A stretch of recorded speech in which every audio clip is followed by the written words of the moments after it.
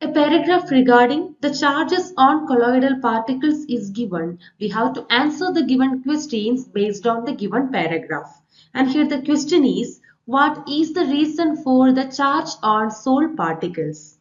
The charge on soil particles is due to several factors that involve the interaction of these particles with their surrounding medium.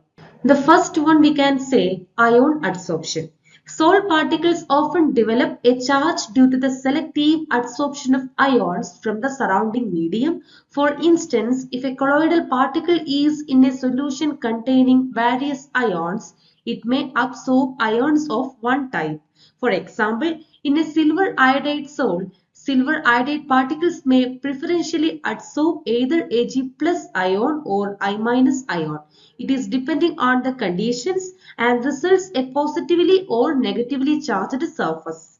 The second one is ionization of the surface groups. Soil particles may possess functional groups that can dissociate in water, leading to the development of a charge. For example, metal hydroxide like aluminum hydroxide can acquire a positive charge by ionizing to release hydroxide ions into the solution.